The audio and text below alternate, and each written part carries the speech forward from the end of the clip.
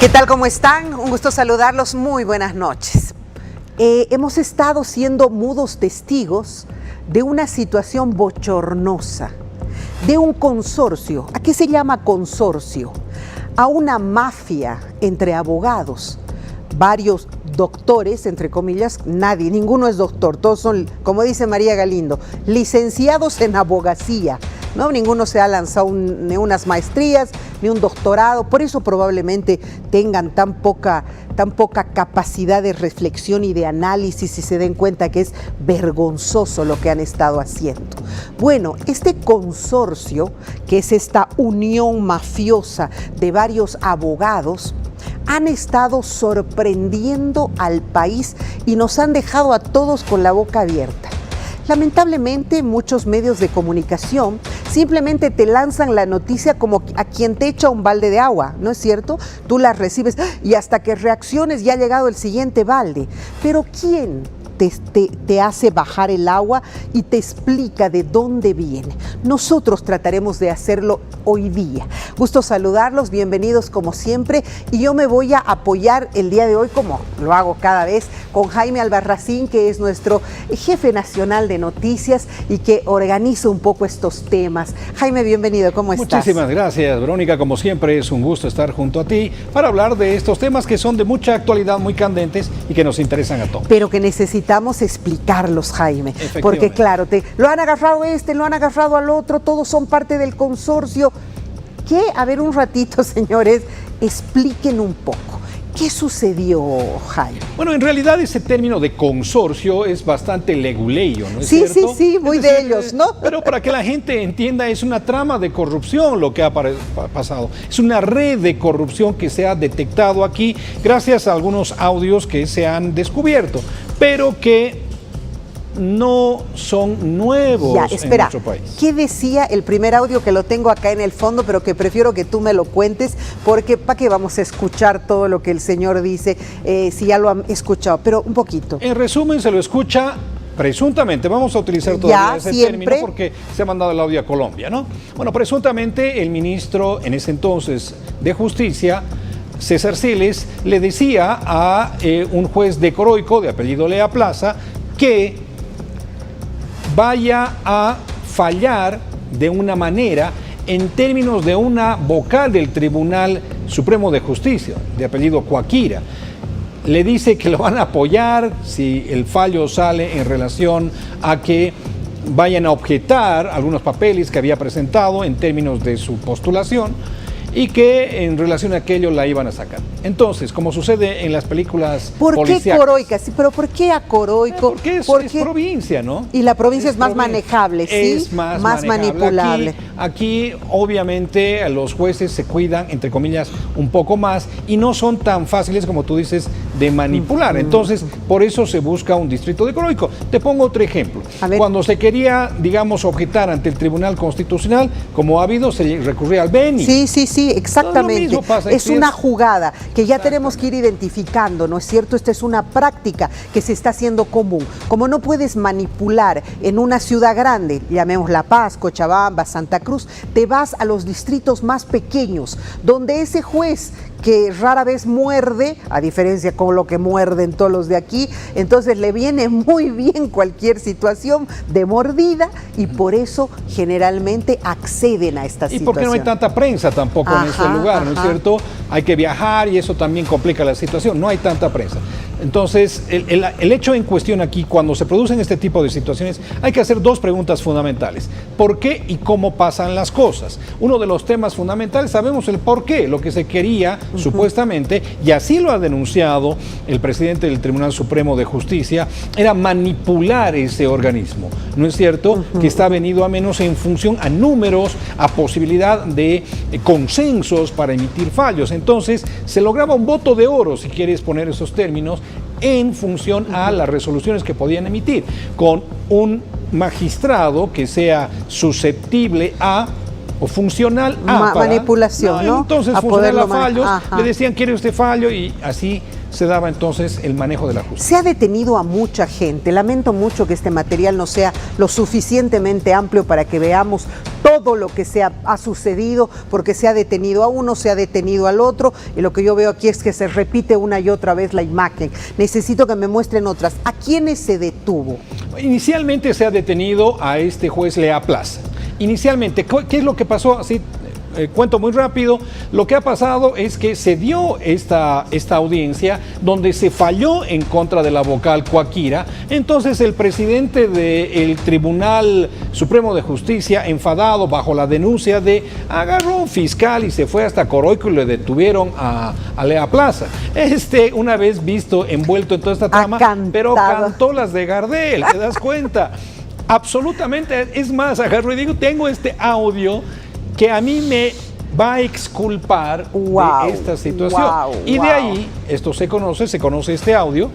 Inmediatamente lo que hace César Siles, y extrañamente en ese momento, presentar la renuncia. ¿Pero qué tipo de renuncia presenta? Sí. Dice, voy a renunciar el 17, voy a renunciar el martes, como queriendo un poco barrer antes de salir, ¿no? Debajo de la alfombra. Y bueno, el presidente agarró y lo cambió a las 24 horas. Inmediatamente, ¿no? De manera inmediata. Entonces, eso es lo que ha pasado. Ya, pero ahora estamos hablando de un consorcio tan fuerte donde estaría inclusive involucrada la más alta autoridad del rubro. Te cambio la palabra consorcio por organización delictiva o criminal. Sí, la mafia, por eso yo decía, es una mafia de abogados. La violencia ahí se ejerce a través de los fallos. Por supuesto. Una mafia agarra y te golpea, te manda a matar y te quiebra las piernas. Pero esto es exactamente igual, solo que otro nivel. Desde el ámbito Ahora, judicial. te das cuenta que ha sido involucrado desde el más alto, presuntamente.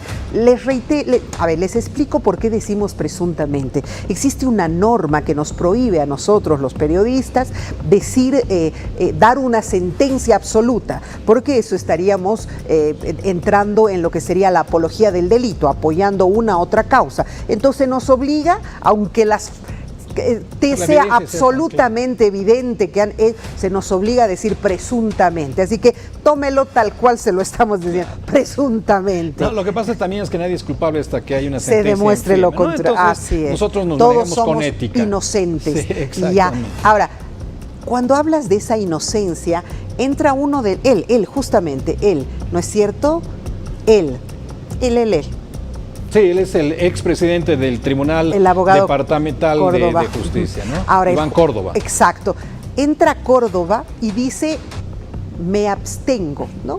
Me acojo al silencio. Al derecho al silencio. Si tienen pruebas, ¿qué quiere decir eso? Quiere decir, si tienen pruebas, cúlpenme y demuéstrenme que soy culpable. Yo ni me voy a defender, Eso es terrible, ¿no? Pero él renunció al cargo también, ¿no? Y todos, como santas palomitas, renuncian al cargo diciendo es que nos vamos a defender desde el llano. ¿Cuál desde el llano? Es que había tanta evidencia y tanta prueba que ya básicamente el que renuncien o no renuncien era una cuestión de tiempo, ¿no? Entonces prefieren apelar a este camino para mostrarse como que muy inocentes, como que muy limpios y puros. Pero en definitiva, un audio antiguamente, ¿no es cierto?, era simplemente un indicio, pero ahora existe tanta posibilidad de demostrar si ese audio es o no es fidedigno, si tuvo cortes o no, entonces ya se constituye también una en prueba. Se constituye en prueba, sí. Estos días hemos visto sorprendidos, y estas son las cosas que les gusta mucho a los periodistas y a los reporteros, porque es un escándalo en las calles y detienen a uno y detienen al otro. ¿A quienes han dado detención preventiva? ¿Quiénes han dado domiciliaria? Quien ha recibido la mayor carga ha sido Lea Plaza, le han dado 6 meses, ¿no? Inmediatamente está Siles, que ha recibido 5 meses de detención en la cárcel. Preventiva. Se ha enfermado, lo que todos, ¿no? Suelen hacer los más grandes criminales en este país. Primero los mandan a la cárcel, inmediatamente se enferman y terminan en una clínica. Bueno, el tema en cuestión es 6 meses para Siles, le han dado, 6 meses para Lea Plaza, 5 le han dado a Siles, a Córdoba, quien es una vocal también que en definitiva ha actuado, digamos, como articulador articuladora de toda la trama, presuntamente, sí, ¿no es cierto? A ella le han dado 4 meses. Es la que se ha desmayado claro, y se la han llevado en la clínica. No todos se enferman. La cosa es interesante, para no estar en los calabozos, digamos, claro, entonces te enfermas y esa noche que tenías que pasarla en la cárcel, en detención preventiva o lo que sea, la pasas en una clínica, en un hospital, etcétera, con un policía allá afuera que el Estado paga, pero es la mejor y la más respetable forma en la que utilizan para poder salir de esto y no dormir en las celdas de la policía. Esto es temporal también, ¿no es cierto? Por ejemplo, en el caso de Siles, dice que se ha hecho operar, que 45 días, bueno, le han dado 5 meses, ¿lo ven? Entonces son como 150 días que va a tener que estar ahí nomás, es decir, puede aminorar en algo, ¿no es cierto?, para que el shock, el golpe no sea emocional, no sea tan fuerte, pero al final tienen que terminar nomás pues entre rejas, hasta esperar que se desarrolle el juicio, ¿no? Qué fuerte, ¿no? Qué fuerte. Ahora, ¿en qué estamos en este instante? Bueno, están tratando de cerrar el círculo ahora, ¿no? Porque no solamente han participado, hay quienes piensan, son los cerebros del hecho, y otros los que articulan. Los que ejecutan, ¿no? Los intelectuales y los... Exactamente, ¿no? Son los que traman toda la cuestión. Pero ahí hay algunos abogados que están de por medio. Está, por ejemplo, ya un habilitado de el juzgado de Coroico, ¿no es cierto? Hay un habilitado ahí, un abogado, un escribano, si ustedes quieren, bueno, se le puede llamar de alguna forma, y algunos otros abogados, que ya serían los peces chicos, ¿no? ¿Esto tiene algo que ver?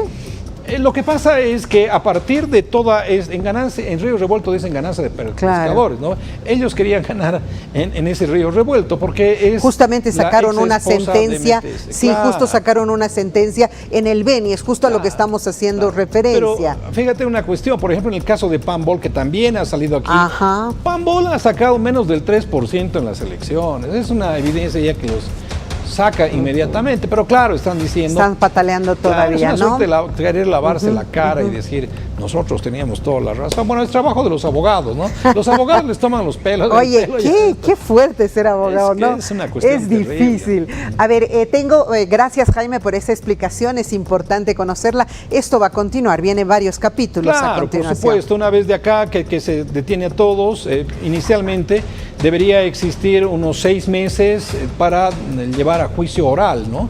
Un juicio, como dicen los mismos abogados, ¿no? Un juicio contradictorio, oral y todo aquello, claro, 6 meses. Pero habitualmente esto también se demora un poco más y la Fiscalía Esto es penal, ¿no es cierto? Esto es un proceso se han cometido penal. Delitos penales. El consorcio, como se tipifica legalmente, es un delito penal. Es un delito, o sea que tiene plazos, penal, tiene tiempos, tiene todo, y están corriendo esos plazos. Por ejemplo, en el caso de Córdoba, no hubo un juez aquí en La Paz que quiso cautelarlo, se da cuenta de el nivel de poder que todavía sigue teniendo. Bueno, en ese sentido, ha habido alguien que ha dicho, bueno, o lo cautelas o lo cauteles, porque aquí hay multa, ¿no ve? Entonces le han dado a Córdoba le han dado detención domiciliaria, una multa de 50,000 bolivianos, perdón, una fianza de 50,000 bolivianos, y a partir de aquello se ha ido a su casa, ¿no ve? Entonces, veremos qué es. Y ¿Cuánto habrá recibido? 50,000 debe ser como que a nosotros nos piden 5 pesos, digamos, ¿no ve? No, pero esto es como en las novelas policíacas, ¿no? A ver. ¿Quién se beneficia de, no ve? Exacto. Y ahí sale la respuesta siempre, el mayordomo es el asesino. Entonces sabemos quién es. A ver, lo que a mí me llama poderosamente la atención es, ¿por qué ahora? ¿Por qué salió ahora todo esto? Pero en realidad, Verónica, lo que pasa es que esto no es nuevo. Recordá a Evo Morales con un tribunal constitucional precisamente amañado y todo aquello, que ha fallado, que la reelección era un derecho humano, que había reelección continua. Lo que pasa es que se han hecho pescar, en pocas palabras. Esta vez. Sí, gracias a una acción de un presidente, y hay que reconocerlo, Supremo de Justicia, que no se quedó en su cómodo asiento en Sucre y que dijo, no, vamos a tratar de cambiar de alguna manera, y fue y lo detuvo a Lea Plaza, ¿no? A Lea Plaza. Entonces, a partir de aquello ¿cuál es el nombre del magistrado? Del presidente de... Que de verdad tendríamos que valorar, ¿no es cierto?, ese trabajo. Claro, es muy importante. Ese tipo de justicia necesitamos. Caiga quien caiga. Personas que, como él, estén hartas de la corrupción, de todo. Pero además hay una cuestión. Es como si aquí en el canal te colocaran a ti un incordio ahí ¿no es cierto? La administración, y no te deja trabajar. Y no te deja trabajar, no te deja... ¿Qué van a hacer? Van a tener que someterse, entonces no, pues es mejor... Vas y cortas la cabeza. No, claro, definitivamente, al toro por las astas. Por las astas. Bueno, y le cuento que logró Doom presentar sus documentos y esta sería la papeleta que vamos a tener ahora, ¿sí? Sí, claro que sí, porque es ese sorteo. NGP tenía su presidenciable hasta entonces, ha renunciado. Esta mañana, ¿no? Esta mañana, sí, ha renunciado, ya sabiendo que Dunn iba a tener la solvencia fiscal que le permita estar en la papeleta, porque si no, podía haber participado todavía Dunn, pero ya no aparecería su imagen, lo que en términos de electorales y de boletas resultaría catastrófico. Muy ¿no? catastrófico, claro, sí. Claro. O sea, ya renunció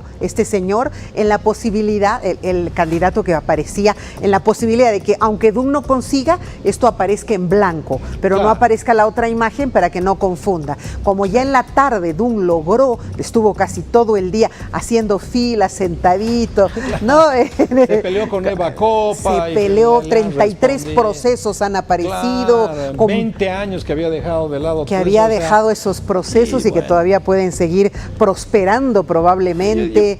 Planteo ahí una pregunta, ¿no? Una persona responsable deja estas cuestiones tanto tiempo ahí en la nebulosa.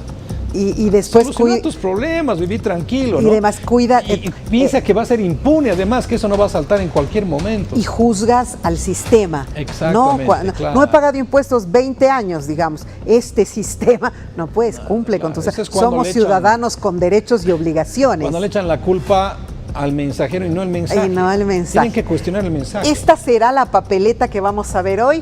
Andrónico, que no ha aparecido toda esta temporada, que está como sin mucha actividad, no se ha presentado al foro, ¿no es cierto? Estaba en Brasil, va a ir a Dubái. A este señor no lo conozco. Sí, es de ADN. ADN también ha tenido problemas porque ha surgido el candidato que estaba inscrito, ¿no es cierto?, diciendo que iba a... le habían pedido plata, casi 1 millón de bolivianos. ¿no? Para que participe, para que participe, para que inicie las... Claro, para que pueda... Y no, él no quiere. Manfred Reyes Villa, Jaime Dunn, Tuto Quiroga, Johnny, que está trabajando todavía con organizaciones sociales y todo. Ahí lo tenemos nuevamente, Eduardo del Castillo, Carlos Eduardo había sido, ¿no?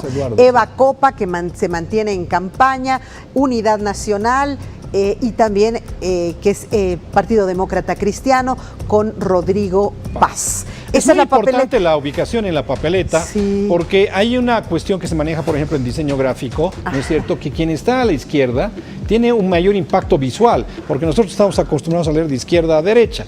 Entonces, el primer impacto visual lo tiene ahí Andrónico Rodríguez. Cuando nosotros éramos políticos, intentábamos siempre, más bien, que no nos pongan a la derecha, porque asumíamos que había una asociación natural ideológica de la derecha. Cuando lo entrevisté hace algunos días a Samuel, le dije, caramba, te han puesto bien a la derecha, ¿no? Al otro extremo. Claro, y Andrónico bien a la izquierda. Puede ser una lectura simbólica, ¿no? Sin embargo, pero desde la psicología, sí, nosotros tenemos la tendencia, así como leemos de izquierda a derecha, como escribimos de izquierda a derecha, siempre tendemos a mirar, focalizar nuestra imagen. Para que la gente vea un poquito, hay puntos de máxima tensión dentro de un plano. Este es un punto de máxima tensión. El de menor tensión viene siendo esto. Y el centro acá también. En el centro también, correcto. sí. Entonces, o sea que acá se han beneficiado un poquito.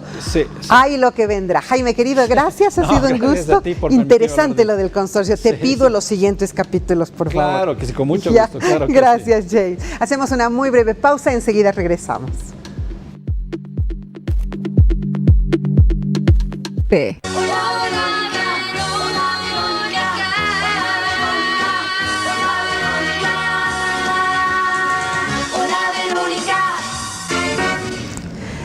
Y hablando de jueces corruptos y de situaciones irregulares y de excesos y de tanto de lo cual los ciudadanos dicen que la peor desgracia es caer en la justicia boliviana, ¿cierto? Había un dicho inclusive. Pero bueno, justamente hablando de eso, yo tengo un amigo en Cochabamba, propietario del periódico La Voz, y también del canal de televisión que durante mucho tiempo nos acogió a nuestros programas y que retransmitió nuestros espacios. Le doy la más cordial bienvenida desde Cochabamba, el director del periódico La Voz, Wilson Cisneros. Hola Wilson, ¿cómo está? ¿Qué tal? Buenas noches. ¿Cómo está, señora? ¿Cómo está, Verónica? Un gusto saludarla de bastante tiempo y también agradecerle por la oportunidad, ¿no? Yo he sido testigo de todo lo que usted ha vivido, Wilson, y lamentablemente no tenía programa en ese momento y me había comprometido que el momento en que ya mi programa esté al aire íbamos a hablar de esta situación. Usted fue víctima de una situación que a mí me sorprendía cuando usted la relataba. Cuénteme un poquito, por favor. Esta persona ha sido víctima de toda la delincuencia judicial que existe en Bolivia, ¿no? Todo el peso, todo el poder de la delincuencia judicial que existe en Bolivia. Me han armado un caso de legitimación de ganancias. Se dieron cuenta que yo pues estaba moviendo bastante dinero. Primeramente pensé que era por el dinero, ¿sabes? Y todo el mundo me decía que era por el periódico, porque los señores del partido gobernante en ese entonces, más, o siguen gobernando más, ¿no? Se habían fijado en el periódico, porque el periódico era de bastante aceptación en Cochabamba, súper aceptación, ¿no? Y justo llegaba a un público clase media, media baja, ¿no? Justo al público que ellos llegan, ¿no?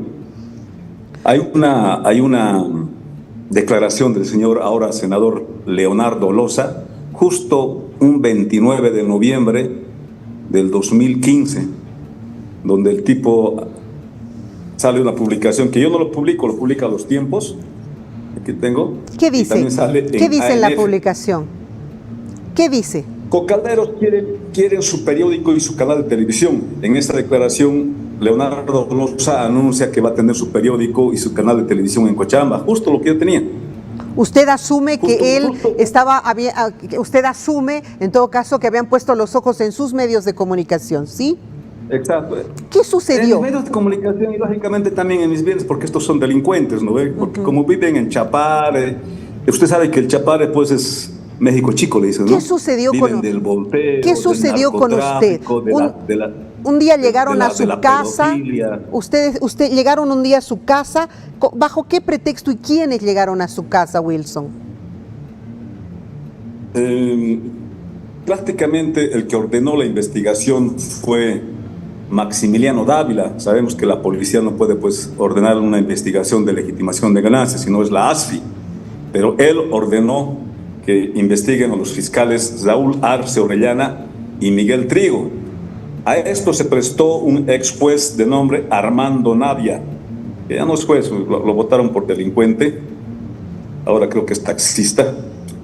Este dio un orden de allanamiento para que se entren justo un mes después de la declaración de Leonardo Loza. 29 de diciembre de 2015 se entran a mi casa. Seguramente me hicieron seguimiento, ¿no? En mi casa habían puros niños. Yo tenía 5 niños, todos menores, desde 1 año, 3 años, 4 años. ¿Usted no estaba? Todos menores. Estaban en mi casa, ni siquiera se han llevado a la defensoría porque habían niños ahí. ¿Y usted no estaba? ¿Usted no estaba? ¿Cómo? Usted no Han esperado que yo salga de mi casa. Han esperado que yo salga de mi casa, que vaya a mi trabajo. Han esperado eso y después se han entrado. Se han entrado y lógicamente no se han llevado a la defensoría pues para no dejar testigos, porque ellos sabían, ellos me imagino que suponían que yo tenía dinero, pero por lo que me había dicho un abogado ese día, si no te extorsionaban, habían llevado a los policías 4 kilos de cocaína. No sé si ha sido con suerte o con desgracia lo que me ha pasado, me han logrado extorsionar $300,000. $300,000. ¿Cómo lo extorsionan? Yo no estaba, prácticamente a mi mujer, ¿no? Mi mujer me decía que quieren $300,000. Había un abogado, Carlos Walter Torrico, no sé si se acuerda de la época de las financieras, de las FINSA, Orcobol. Claro. Este abogado era uno de los propietarios de esa empresa con Max Torrico. Entonces se ha enseñado con Maximiliano Dávila para armar todo este caso. Justo era un abogado laboral, un abogado de un proceso laboral que obtenía. Por eso le he dicho. Entonces, se acercaron de esa manera. A mí me estudiaron prácticamente, ¿no? Me han estudiado mis movimientos. A ver, un segundito. La población seguramente se pregunta ¿de dónde tenía dinero Wilson Cisneros? Yo voy a un poco, lo conozco, he visto su trabajo. Usted ha estado mucho tiempo en ese momento importante en el que Cochabamba decidió migrar hacia España, hacia Italia, que no había visa y que los cochabambinos decidieron migrar para hacerse unos pesos. Usted encontró ese negocio como una alternativa interesante y recuerdo que inclusive contrataba aviones charter para poder trasladar porque mucha gente quería salir del país y pagaba bien para irse. Usted emprendió su primer negocio de esa manera, ¿cierto? La historia de las agencias de viajes es desde el año 2000, ¿no? Yo estaba en Alemania el año 2000, había visto un documental sobre las remesas y cuán importante es para los países subdesarrollados las remesas. Me puse a averiguar cuánto recibía el año 2000 Bolivia en remesas. Apenas recibía 50 millones, son datos del Banco Central. Llego acá al 2003, me pongo a averiguar cuánto recibía, cuánto había aumentado del 2000 al 2003 las remesas. Habían aumentado solo 30 millones de dólares, son datos del Banco Central. Apenas llegaba a 80 millones. Wilson Cisneros llega, abre una agencia de viajes, lógicamente él llegaba con la idea de abrir, no una agencia de viajes, de abrir varias agencias de viajes. No, porque mi idea era, uno lógicamente sabía que iba a ganar, pero no sabía que iba a ganar tanto dinero. O sea, es importante. Mi idea era ganar unos cuantos miles de dólares, claro, y regresar a Europa. Pero es que se fue mucha gente.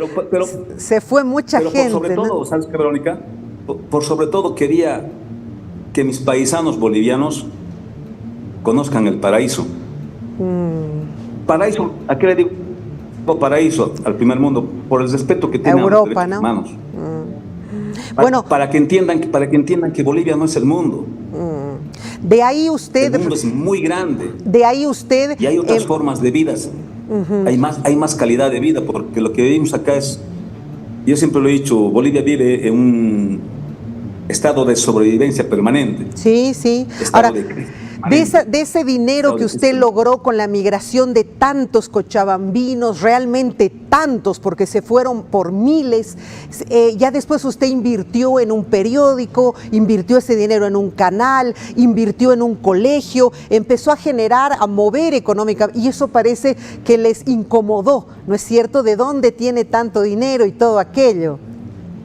Imagínate, yo te voy a comentar un rato. El año 2003 apenas llegaba a 80 millones las remesas. Del 2003 al 2007, abril, cuando han pedido visa a los europeos, ha incrementado las remesas de 80 millones a 1.700 millones de dólares. ¡Wow! O sea, prácticamente se ha convertido en un colchón financiero para un país subdesarrollado como es Bolivia, como es el nuestro. De ese beneficio no han gozado Goni, no han gozado Carlos Mesa, los expresidentes, ha gozado el gobierno del MAS. Sin duda. Y se han fijado en esta persona que ha provocado esto. Yo he provocado eso. Yo soy el responsable de las remesas. Si yo no llegaba a Bolivia, seguramente las remesas iban a llegar en 4 años a 200 o a 300 millones de dólares. No, pero no pues a 1.700 millones de dólares. 1.700. Ahora, ya se nos va a cortar porque no es muy larga esto. Yo quisiera saber, Wilson, ¿en qué quedó en este momento el proceso? El proceso inicialmente fue rechazado. Fue rechazado porque yo presenté mi auditoría financiera.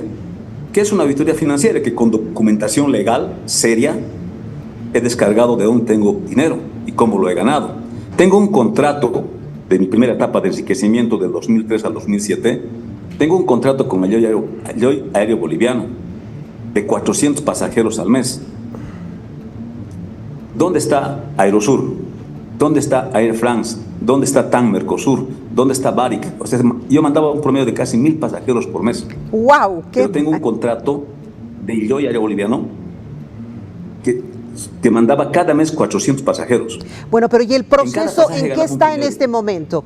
¿En qué usted ha presentado todas esas pruebas? Bueno, salió el rechazo, y a los 10 días me hacen la reapertura, sin ningún tipo de argumento nuevo. ¿Sabe por qué motivo? Porque en el operativo en mi casa confiscaron $200.000 que se han robado los fiscales y los policías. Que no aparece ahora, porque ¿no? Si Procuraduría rechazó, yo tendría que haber reclamado esos $200.000, pero no hay esos $200.000. ¿Quién ordena la reapertura? Viene un señor de Sucre, de nombre que era el cobrador del ex fiscal general Guerrero, Freddy Larrea, que es actualmente vocal en Santa Cruz. ¿Qué le parece? Él ordena desde Sucre que me haga... No, él ha venido a Cochabamba, que yo sepa, y él se ha llevado la plata seguramente, me imagino, y les ha ordenado que me hagan la reapertura para que no reclame la plata. Y desde ahí fue brutal el ataque, ¿no? Fue brutal, o sea, no me han hecho prácticamente, Verónica, con mis pruebas, que yo tengo pruebas contundentes.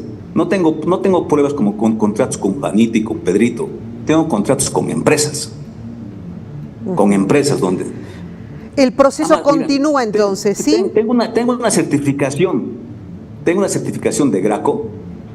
De Graco, impuestos grandes contribuyentes. Grandes contribuyentes. Mi promedio de ingresos en 2015 era de $2 millones. Graco, ni eso me han hecho valer. El proceso continúa, ¿cierto? Me han sentenciado lógicamente para proteger a los fiscales, ¿no? Hemos apelado, han salido el rechazo de la apelación, hemos ido a casación.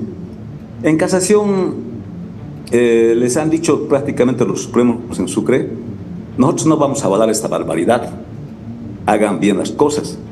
En este momento mi proceso está en Cochabamba.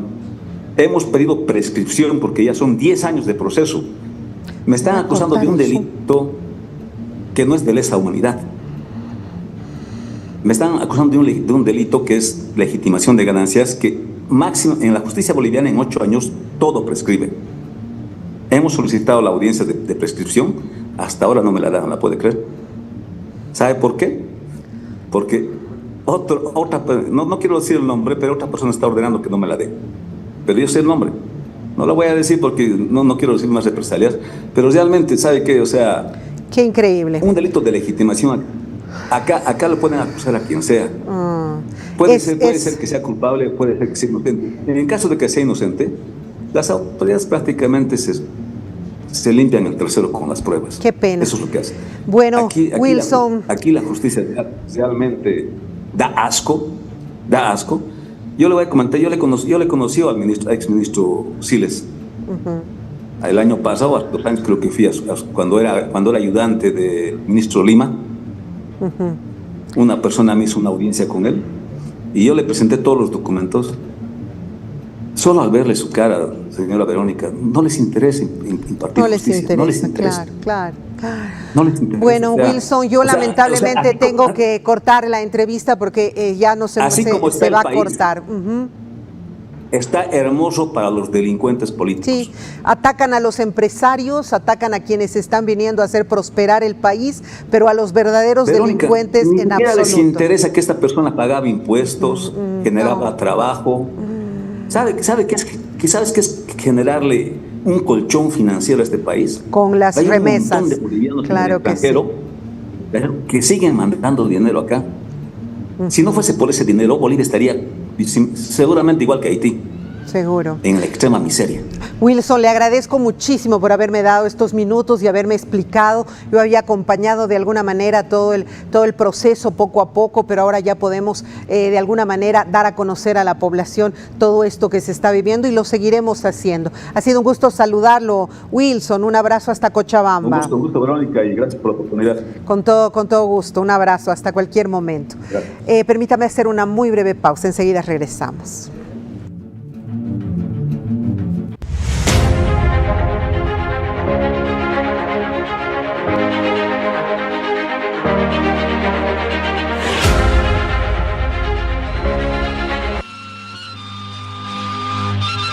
Sí, volvemos, con temas un poco más positivos.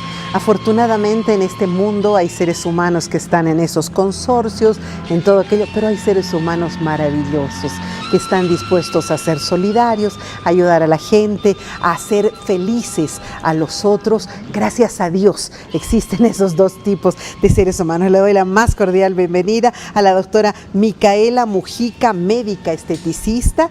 Estamos con una campaña de solidaridad, así que tenemos buenas noticias. Buenas noches, ¿cómo estás, Micaela? Buenas noches, muchas gracias. Nuevamente agradecida por esta oportunidad y por saber si pacientes se comunicaron con ustedes. Sí, hemos tenido dos situaciones, te las comento un poquito y por favor todas las personas con problema de labio leporino préstennos atención porque queremos hablar de algo muy interesante. Lamentablemente ha habido una confusión, la gente ha pensado que queremos hacer la operación del labio leporino, entonces se han conectado muchos, pero también ha habido otra gente que ha entendido cuál es. Ahora explícame nuevamente, ¿cuál es el tratamiento que vamos a hacer? Bien, el protocolo es novedoso. ¿Por qué? Porque no vamos a hacer la cirugía en sí. La cirugía se la realiza generalmente en los primeros meses de vida. Sí, los primeros meses de vida, porque es una malformación que limita la alimentación básicamente de los pacientitos y se deben hacer cirugías. En este caso, el tratamiento y el objetivo de la campaña que vamos a realizar es aquellos pacientes que tengan las secuelas del labio leporino, es decir, esa cicatriz inestética o esa fibrosis que es como un tejido cicatrizal interno que evita que el paciente pueda mover bien el labio, o esos pacientes que tienen esas hendiduras que retraen el labio superior. La campaña está específicamente dirigida a estos pacientes, que pueden ser jóvenes, adolescentes, adultos, que tengan secuelas del labio leporino, que ya hayan sido operados previamente. Que ya hayan sido operados previamente. Tenemos algunos casos, podemos verlos para evaluar. Estamos protegiendo la identidad de cada persona y solamente estamos colocando su imagen. Vámonos a la pantalla gigante, por favor. Vamos a trabajar. Y si usted está interesado en esta campaña, por favor, contáctese con nosotros. Los números telefónicos con los que estamos son, a ver, vamos a ponerlos en pantalla. Mira, esta es una de las pacientes que se ha comunicado con nosotros. Ella vive en el Alto, en la carretera a Oruro, lado de Ventilla. La secuela de cicatriz posoperación labio leporino es esta. Dime qué podemos hacer en este caso. Acércate, por favor, para que podamos explicar. Sí, bien, es muy evidente la secuela que ella tiene y es evidente también que ella tiene una malformación de mandíbula, ¿no? Sí, del desarrollo de los huesos, el maxilar superior sobre todo. Generalmente esto se da porque hay un tejido fibrótico que evita el desarrollo de este hueso y estos pacientes desarrollan ese tipo de mordida, que es tipo 3 se llama, ¿no? Entonces, seguramente debe tener mucho tejido fibrótico. Entonces, lo primero que se haría con ella es trabajar todo el labio superior, quitar la fibrosis que hay ahí. Sí, y al quitar la fibrosis la paciente va a tener la posibilidad de poder mover con mayor amplitud toda la región perioral y luego vamos a reconstruir el labio, vamos a sacarlo un poquito más para que se vea más estético. Entonces la reconstrucción será funcional y estética. ¿Podemos arreglar algo en la nariz? Sí, también. Porque vemos que el cartílago se ha ido cayendo, ¿no es cierto? Y que en todo caso podemos respingarla un poquito. ¿Se puede? Sí, también se puede. También hay como una fibrosis a nivel de la base de la nariz. También podemos tratar eso con las enzimas recombinantes y posteriormente podremos reconstruir un poquito la nariz. Muchas veces cuando tratamos la región perioral, a veces se abren las fosas. Cuando esto ya se suaviza, se levanta de manera natural esto. Un poco. Aquí está la cicatriz. No se ve muy claramente, pero sí. Al quitarle la fibrosis se va a liberar la cicatriz, se va a mejorar la cicatriz. Sí, podemos eliminarla también. ¿Podemos aprobar este caso, sí, claro, Micaela? Que sí, estoy muy feliz. Paciente número 1, entonces, si nos está viendo, aprobada. Vamos a poner aplausos en este momento. Vamos a contactar con ella porque afortunadamente ella va a ser una de las candidatas a esta solución. Muy bien, vámonos por favor con el paciente número 2. Rápidamente, no me queda mucho tiempo en programa. Paciente, es un niño. Paciente número 2, vive en Caracollo, departamento de Oruro. Presenta una cicatriz notoria pese a los cuidados postoperatorios que la familia ha hecho. Mira, la cicatriz es verdaderamente, y eso le va a generar fibrosis, ¿sí? Sí, de hecho, el tema de las secuelas de la fisura labial o labiopalatina tiene un impacto muy grande en la autoestima de los pacientes, sobre todo en los niños adolescentes que empiezan a ver si son comparados por sus pares. En este caso sí, Está si ambos chiquito todavía, podemos aprovechar, ¿no? Sí, sí, de hecho, si ambos padres firman un consentimiento informado, sí, por supuesto que sí podemos tratar. ¿Qué trabajaría? Aquí no hay fibrosis todavía ni pérdida del labio superior. Hay fibrosis. Sí. Todo esto es fibrosis, ¿sí? Ya. Porque inicialmente hubo una fisura, parece bilateral, y esta fue suturada durante la cirugía, y en el proceso de curación existe un reemplazo del tejido por un tejido cicatrizal. No se ve, solamente se ve la cicatriz, pero por dentro hay mucha fibrosis, claro, ¿no? Entonces sí vamos a tratar la región perioral y la cicatriz que se hace evidente. Claro que sí. Él no ha perdido el labio superior, de hecho lo tiene lindo el labio superior, mira qué bonito, su nariz cartílago también está perfecta, así que habría que, ¿o cómo la ves tú?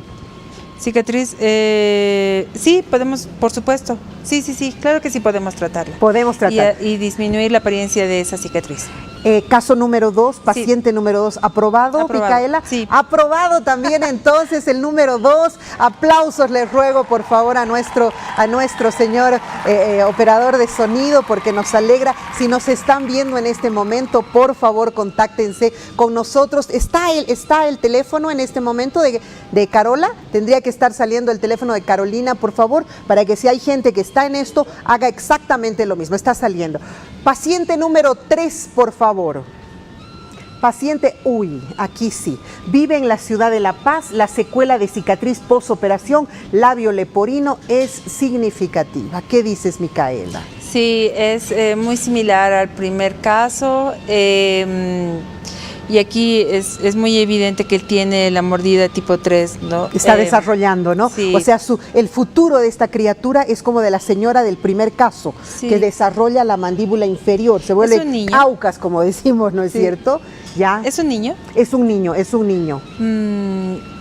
Bueno, sí, también podemos... ¿Qué ves tú en él? Sí, también podemos tratarlo, por supuesto, claro que sí, siempre y cuando ambos padres firmen el consentimiento informado, por supuesto. Ambos padres. Sí. ¿Esta edad se puede tratar esto? O sea, acá hay una cicatrización mala, verdaderamente. ¿Cuántos años tiene? No tenemos la edad de esta criatura.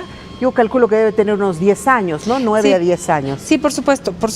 Al tratar la fibrosis, es decir, ese tejido, nuevamente cicatrizal, que como dijimos no tiene elasticidad y limita el desarrollo, por supuesto que al liberar todo este sector, vamos a hacer que el hueso se desarrolle de una mejor manera, ¿no? Entonces, sí, claro que sí podemos tratar al paciente siempre y cuando los padres nos ¿Por qué autoricen. reiteras eso? Porque cuando es menor de edad no se puede hacer sin la... Sí, los padres tienen que autorizar y son los responsables, ¿no? De todo tipo de tratamientos. Pero a pesar de la edad, ¿tiene los mismos resultados? Sí, y incluso a edades tempranas es mucho mejor el resultado que podemos tener, y como dije, son niños que aún están en desarrollo.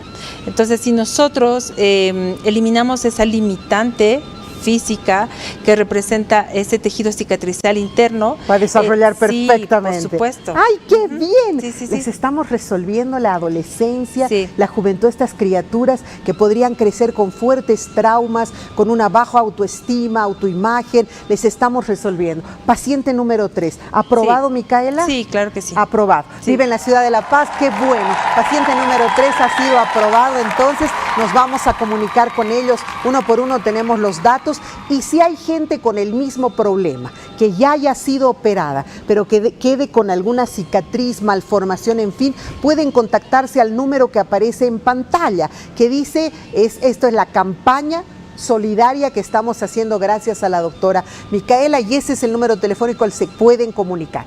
Paciente número 4, por favor. Paciente número 4. Vive en la ciudad de La Paz también, a causa de la cicatriz postquirúrgica, no desea quitarse el barbijo. Está terriblemente traumatizado. Este niño debe tener unos 13, 14 años. ¿Qué opinas, por favor? Sí, se nota, es muy evidente. Él sí tuvo una fisura unilateral. No ha perdido el labio superior, sin embargo. No, sí, sin embargo, se ve muy bien. En el caso de él, sí, obviamente trabajaremos remodelando el tejido, pero sobre todo en la apariencia de la cicatriz, ¿no? Que se hace muy evidente. Es interesante, yo no soy médico, pero más o menos lo que veo, es interesante cómo la cicatriz jala un lado de la fosa nasal, entonces deforma completamente la nariz. Sí, en el caso de él trabajaremos, como es todavía un niñito, trabajaremos con la cicatriz visible y la fibrosis que existe. Yo aprobaría absolutamente a todos. A todos. Este Sí. cuarto paciente, ¿aprobado también? Sí, también. Sí, Aprobado también el cuarto paciente, y nos dicen que nos están llamando ya al número telefónico que aparece en pantalla. Si tú tienes un caso similar, si conoces a un niño, una joven que esté con ese problema, entonces comunícate con nosotros. Este es el número. Lo único que pedimos es nombre, edad, dónde viven, alguna fotografía, una referencia médica si hubiese, ¿no es cierto? Y la doctora ha decidido que vamos a empezar con 20 pacientes. Sí, Micaela. por lo pronto 20 pacientes, sin embargo, eso es algo que yo le decía a ella, yo podría tratar a todos, aunque es algo muchas veces irreal. Pero lo haremos paulatinamente, sí, de 20 en 20, sí. Quisiera aprovechar este espacio para agradecer a los laboratorios que me están ayudando con este proyecto, y son Sesderma Bolivia, que fue el primero que al enterarse de esta noticia decidió apoyarme, y posteriormente Sofi Medical, que presentó el proyecto a Proteus, un laboratorio europeo, que decidió también ayudarme con los insumos que son carísimos para tratar este tipo de pacientes. Y ahora, gracias a Dios, que tengo a la señora Verónica Palenque, que me abre este espacio. Muchísimas gracias por ayudarme a hacer que este sueño de querer ayudar a las personas se haga realidad. Muchas gracias. No, gracias a ti, Micaela, porque eres tú quien nos está ayudando a resolver estos casos y a darle felicidad a estos niños, realmente. Muchas niños gracias. y niñas. Mi pregunta, ¿por qué tanta incidencia masculina? Hemos tenido 4 casos, 3 son varones. ¿Es más la incidencia en varones que mujeres? Generalmente no hay como una predominancia de género. Ya, ¿no? ya. Pero es muy probable que en algunas regiones sean más los hombres que mujeres. No existe un estudio específico que nos dé datos al respecto. No hay, ¿no? Ok, bueno, hemos cuidado la identidad de cada uno de los pacientes, entendemos perfectamente que hay un tema psicológico ahí de dolor, de tristeza por esta situación, por eso no estamos poniendo su rostro completo, y así va a ser todo el tratamiento, todo el procedimiento, todo va a ser respetando su identidad, así que no tenga miedo. Yo sé que la gente a veces dice, no, qué vergüenza, no quiero que me vean, ¿cómo? Pues es que voy a salir en la tele. No, va a salir en la tele solo el procedimiento de su parte inferior, de la nariz para abajo. No se va a ver el rostro, no se va a dar el nombre, absolutamente nada. Los datos son genéricos, vive en La Paz, ¿no es cierto? Datos como esos, pero nada más. Así que ese es el número telefónico al que estamos recibiendo. Si usted conoce a alguien, ayúdenos a ayudar. Tenemos aquí las manos benditas de la doctora Micaela y queremos hacerlo de esa. Estos son los primeros 4. Espera que van a venir muchísimos más seguro. Muchísimas gracias. Gracias sobre todo por darle la oportunidad a ellos de mejorar. De mejorar, sin duda. Bueno, yo quiero, antes de irme, nos volveremos por favor acá. Sí, adelante por favor. Gracias. Yo quisiera que me ayudes, aprovechando que eres médico, porque tú eres médico lo primero que has hecho es medicina interna, ¿no es cierto? Y luego ya te has especializado. Sí. Hemos tenido un caso este fin de semana dramático de la muerte por broncoaspiración del ministro de Trabajo. No sé si has escuchado el tema. Sí. Bueno, yo hoy día quería hablar un poco de eso. No sé si tienen las imágenes, vamos a colocarlas. Y me viene muy bien que tú me ayudes a explicar este tema. Pero yo no soy médico, pero bueno, como psicóloga estudiamos neurología, casi todo el proceso.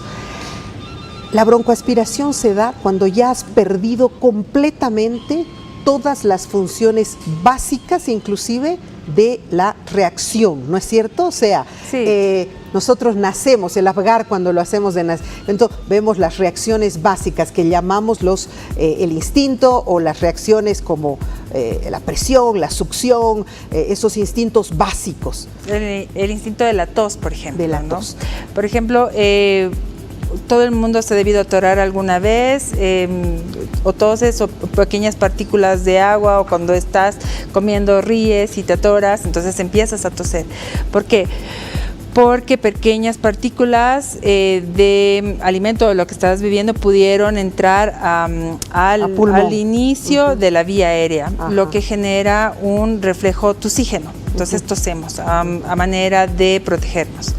En el caso de una broncoaspiración no existió esa reacción elemental de sobrevivencia. Sí. Pero ¿por qué no sucedió? No es casualidad, y aquí es donde yo quiero incidir. Estamos perdiendo muchos hombres, muchos varones que lamentablemente beben hasta perder inclusive esos instintos básicos de sobrevivencia, donde el cuerpo solo se puede sentar para vomitar después de haber bebido, solo se reacciona y tiene unas reacciones básicas. Estamos perdiendo eso, que es precisamente por consumo de alcohol. Sí, eso iba a mencionar.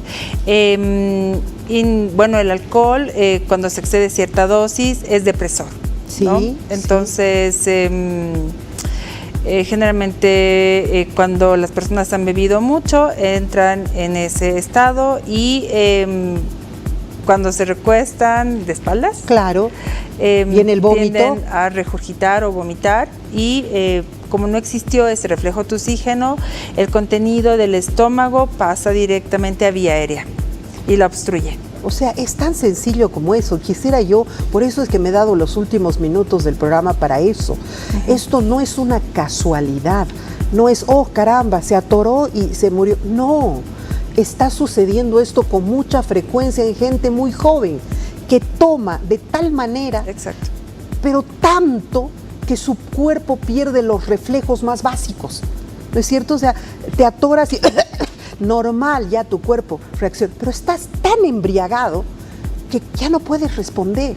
Y esto es lo que está pasando. Yo hablaba con policías y me decían, no sabes la cantidad de casos que tenemos que ir a encontrarlos con broncoaspiración, porque han bebido de tal manera que su cuerpo ya no tiene reflejo, entonces se respira su propio vómito y se muere.